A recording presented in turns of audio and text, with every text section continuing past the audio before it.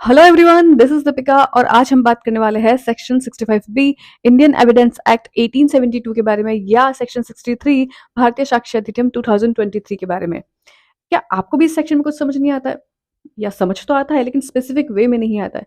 तो इस सेक्शन को समझने की कुछ ट्रिक्स है मेरे पास में। चलिए उसके बारे में बात करते हैं। जब भी हम किसी केस में कोई इलेक्ट्रॉनिक रिकॉर्ड्स पेश करते हैं जो इलेक्ट्रॉनिक कम्युनिकेशन से लिए गए हैं, तो उसको कुछ कंडीशंस के साथ में कोर्ट एक्सेप्ट करती है जो इस सेक्शन में दिए गए हैं। जब भी हम ऐसा कोई इलेक्ट्रॉनिक रिकॉर्ड्स पेश करते हैं तो उसके साथ एक 65 बी या सेक्शन 63 इंडियन एविडेंस एक्ट का सर्टिफिकेट अटैच करना बहुत जरूरी होता है। उसके बाद ही उसे कोर्ट में प्रेजेंट करना होता है।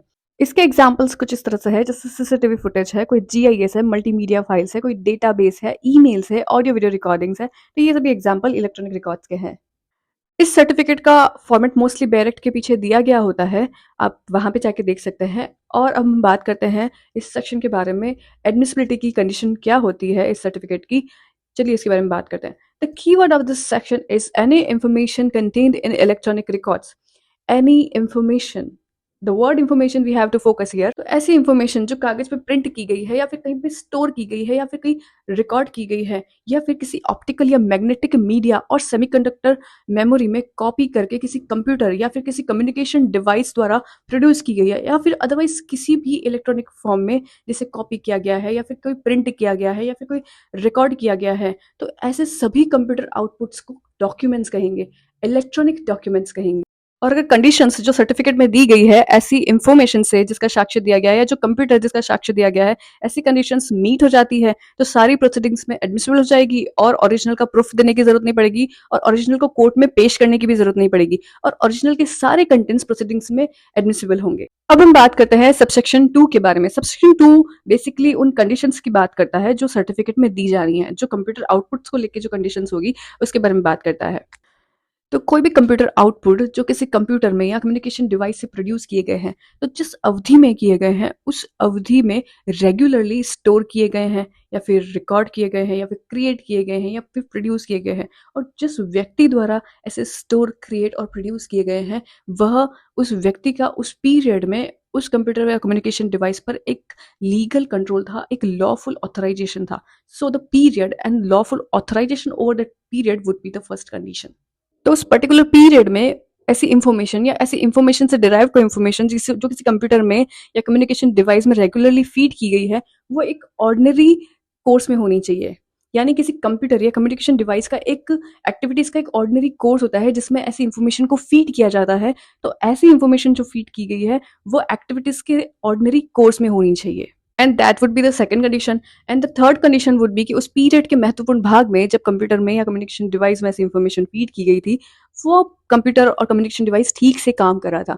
और अगर वो ठीक से काम नहीं कर रहा था या फिर आउट ऑफ ऑपरेशन था, लेकिन फिर भी उस इलेक्ट्रॉनिक रिकॉर्ड या उसके किसी कंटेंट की एक्यूरेसी पर कोई फर्क उस वजह से नहीं पड़ता हो, तो that would be the third condition. So the next condition would be that the information या फिर उस इंफॉर्मेशन से डिराइव्ड कोई इंफॉर्मेशन या फिर ऐसी इंफॉर्मेशन को रिप्रोड्यूस किया गया है वो उस कंप्यूटर या कम्युनिकेशन डिवाइस के ऑर्डिनरी कोर्स में किया हुआ होना चाहिए। तो दीज आर द 4 कंडीशन जो सर्टिफिकेट में होना जरूरी है। अब हम सबसेक्शन 3 की बात करते हैं। तो period we have talked about in subsection 2।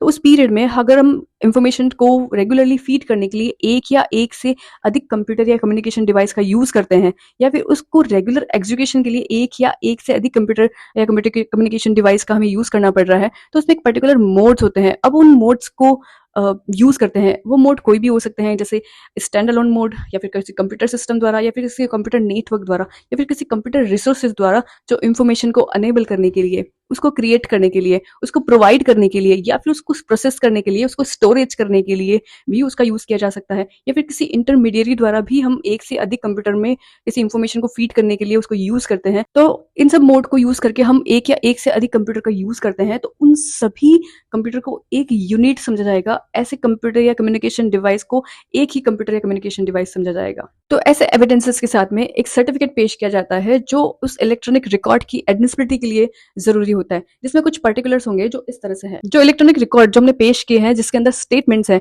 उसकी आइडेंटिटी लिखना जरूरी है और साथ ही उसको प्रोड्यूस किस तरह से किया गया है उस मैनर को भी लिखना जरूरी है। ये होगी फर्स्ट थिंग। सेकंड थिंग उसमें ये होगी, अगर हमने सबसेक्शन 3 का किसी भी मीडियम यूज किया है तो उस मीडियम में किस डिवाइस को यूज किया गया है, किस मैनर से उस इलेक्ट्रॉनिक रिकॉर्ड को प्रोड्यूस किया गया है, ये भी पर्टिकुलर दिया जाना जरूरी है। और उसमें ये भी पर्टिकुलर्स होंगे जो उपधारा 2 में शर्तें दी गई उस पे किसी पर भी कार्रवाई की जा सकती है, और ये भी कि जो भी उस कंप्यूटर या कम्युनिकेशन डिवाइस को मैनेज कर रहा था उसके द्वारा वो सर्टिफिकेट साइन होगा, और किसी एक्सपर्ट द्वारा भी वो सर्टिफिकेट साइन होगा, और उसमें ये स्टेटमेंट दिया गया होगा कि ये उसके बेस्ट नॉलेज में किया गया है और उसके बेस्ट बिलीफ में किया गया है, और ये सर्टिफिकेट एविडेंसेस का पार्ट होगा। नाउ लास्टली सबसेक्शन 5 ये है कि कोई भी इंफॉर्मेशन जो कंप्यूटर या कम्युनिकेशन डिवाइस को सप्लाई की जाती है वो अप्रोप्रिएट इक्विपमेंट द्वारा सप्लाई की गई समझी जाएगी, और कोई भी कंप्यूटर आउटपुट जो कम्युनिकेशन या कम्युनिकेशन डिवाइसेस से प्रोड्यूस किया गया है वो अप्रोप्रिएट इक्विपमेंट द्वारा प्रोड्यूस किया गया समझा जाएगा। Thanks for watching.